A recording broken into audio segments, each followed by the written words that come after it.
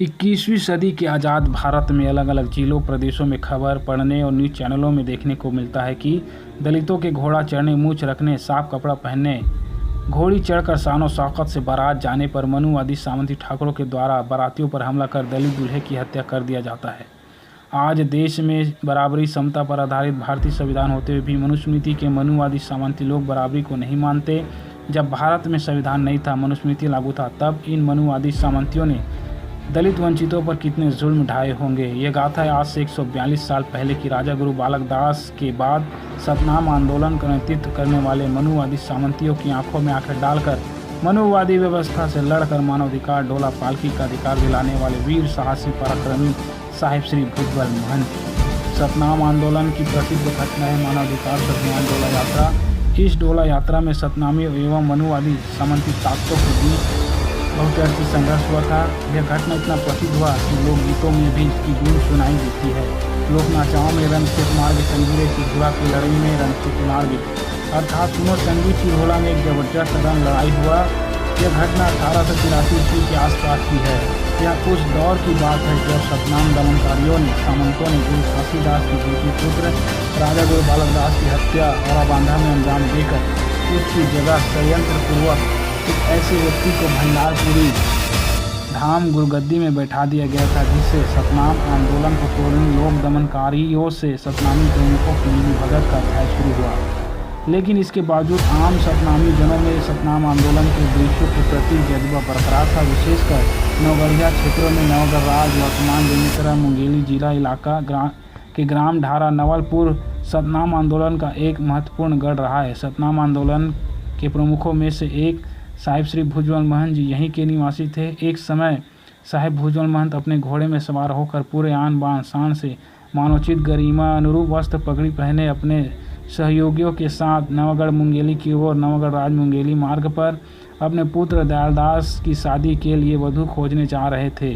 रास्ते में पुरान नामक गांव में किंचित विश्राम करने, घोड़ा को पानी पिलाने वहां के एक तालाब के पास रुके। उन्हें वहां गांव के एक सामंती व्यक्ति अमोली सिंह राजपूत रुककर यह समझकर कि वे किसी जगह के गौटिया स्वामी या राजकीय अधिकारी होंगे, अमोली सिंह ठाकुर ने अभिवादन करते साहिब भुजबल महंत को पाए लागू ठाकुर साहिब कहा। उसके अभिवादन पर साहिब भुजबल महंत ने सतनाम साहिब कहा। अमोली को इससे जबरदस्त धक्का लगा और वह समझ गया कि यह कोई ठाकुर नहीं सतनामी है। वे घायल सांप की तरह पुकार कर बोला, अरे तुम सतनामी हमारे गांव में आकर राशि खतराई पगड़ी वस्त्र धारण कर घोड़ा में आए हो। तुरंत घोड़ा छोड़कर पगड़ी कंधे उतार कर अपने सिर में जूता रखकर माफ़ी मांगो और कभी ऐसा नहीं करने की चेतावनी देने लगा। प्रत्युत्तर में साहिब भुजबल महंत ने कहा कि हम मनुष्य हैं, हम किसी के गुलाम नहीं। वातावरण में तनातनी बढ़ती गई।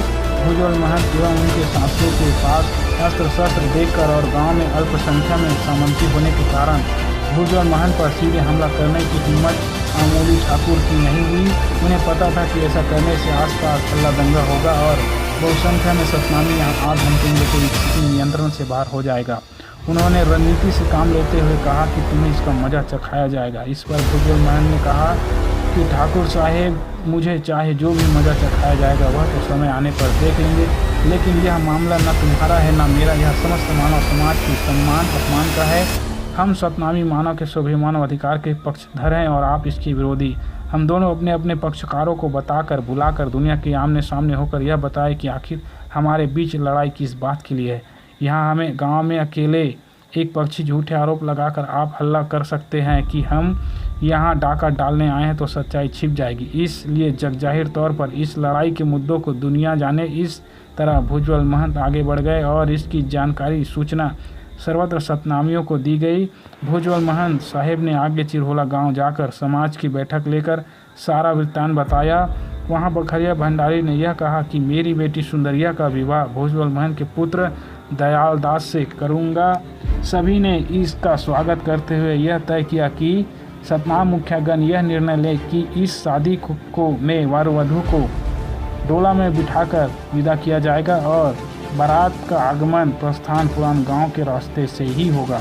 हम डर का रास्ता नहीं बदलेंगे। हम सतनामी जन मानवाधिकार के लिए स्वाभिमान के साथ डोला लेकर यात्रा करेंगे। इसकी जानकारी सभी जिला राज्य के लोगों को दिया जाए। कौन मनुष्य के बराबरी सम्मान के लिए पक्ष में है और कौन इसके विपक्ष में, यह भी दुनिया को मालूम हो जाएगा। न्याय का संघर्ष तभी सार्थक होगा। सरकार को भी इससे अवगत कराने नागपुर तत्काल छत्तीसगढ़ सीट एवं बरार की राजधानी जाकर सतनामियों का एक मुखिया मंडल गवर्नर से भेंट कर कहा कि हम सतनामी जनमनुष्यता की समानता में विश्वास करते हैं। अपनी बहू को डोला में बिठाकर सम्मान देंगे। तो लोग अपनी बहू को ऐसा पारंपरिक सम्मान करते हैं और हमारे द्वारा ऐसा करने का विरोध कर रहे हैं, वे मानवाधिकार का उल्लंघन करने वाले दोषी हैं। इसलिए ऐसे लोगों पर प्रतिबंधात्मक कार्रवाई करना चाहिए। हम शांतिपूर्ण ढंग से अपने मान सम्मान से जीना चाहते हैं, लेकिन हमें कोई ऐसा करने से रोकता है और इस पर हमला करता है तो हमें अपनी आत्मरक्षा करने का पूरा अधिकार है। इस पूरे वाक्यांश से तत्काल प्रशासन व सामाजिक राजनीतिक हलकों में सरगर्मियां बढ़ गई। शादी की पूरी तैयारी करके नवलपुर से बहुत बड़ी संख्या में लोग चिरहुला के लिए डोला के साथ बारात लेकर निकले। सभी लोग अपने आत्मरक्षा विविध हथियारों से लैस होकर मानवोचित गरिमा के साथ वस्त्र पगड़ी साज सामान के साथ बारात में शामिल थे। बारात पुरान गांव से होकर गुजरा, लेकिन बारात पर कोई रोक टोक नहीं हुआ। सतनाम आंदोलनकारियों के संगठन ने अपनी सार्थकता टीम से यह पता लगा लिया था कि लोक दमनकारियों ने एक विशेष रणनीति यह बनाया था कि बारात के जाने के समय नहीं, बहू लेकर वापसी में रोकना व हमला करना है। खाली डोला को नहीं, उनकी बहू के साथ डोला लूटना है। बारात का आन बान शान से चिरहुला में स्वागत हुआ। विवाह संस्कार निपटने के बाद भोर अंधेरे में विदाई हुई। चिरहुला और पुरान के बीच एक छोटी सी टेशवा नामक नदी है। पुरान के पास में लगा गांव नवा गांव घोरपुरा है। यहीं पर सामंतों ने बारात पर हमला करने घेराबंदी हमला करने की रणनीति बनाया था। जमीन में खंदक बनाकर वे छिपे बैठे थे। खैर सतनामी अपनी सार्थकता टीम से यह भी जानकारी हो गई थी कि वे खंदक से अचानक निकलकर हमला करेंगे और डोला की बहू को भी उड़ाएंगे। सचेत होशियार बारातियों ने खंदकों में छिपे गुंडों पर औचक ही टूट पड़े। डोला की ओर आते गुंडों से स्वयं वधू सुंदरिया माता ने तलवार लेकर हमलावरों को मुंह तोड़ जवाब दिया। यह उम्मीद नहीं थी कि उनकी रणनीति का खुलासा हो जाएगा, तो इधर उधर भागने लगे। सरकार प्रशासन के लोग सामने नहीं आए। सतनामियों ने अपने आत्मरक्षा हथियार चलाए। हमलावर भाग खड़े हुए और सतनामी अपनी इज्जत स्वरूप डोला वधू को ससम्मान नवलपुर लेकर वापस आए।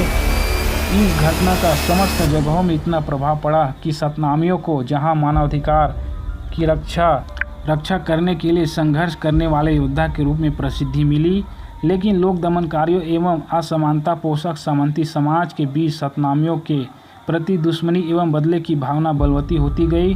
चिरहुला व आसपास के गांवों के प्रशासनिक रिकॉर्ड व थाने के वर्तमान अभिलेखों में भी इस तरह की वृत्तांत मौजूद है कि किस तरह मनुवादी सामंती तत्वों ने सतनामियों पर घोर जुल्म ढाए। इन जुल्मों के खिलाफ सिर्फ आम सतनामी जन लड़े मरे, लेकिन सामाजिक राजनीतिक कथित जन्मजात गुरु महंतों ने जन संघर्षों को कोई मदद नहीं किया। उस समय और आज भी ये अपनी स्वार्थ सिद्धि के लिए अपने को सतनामियों के गुरु महंत मुखिया कहते बताते हैं, लेकिन अपमान अन्याय के खिलाफ इन ऐतिहासिक संघर्षों को कभी मान नहीं देते हैं।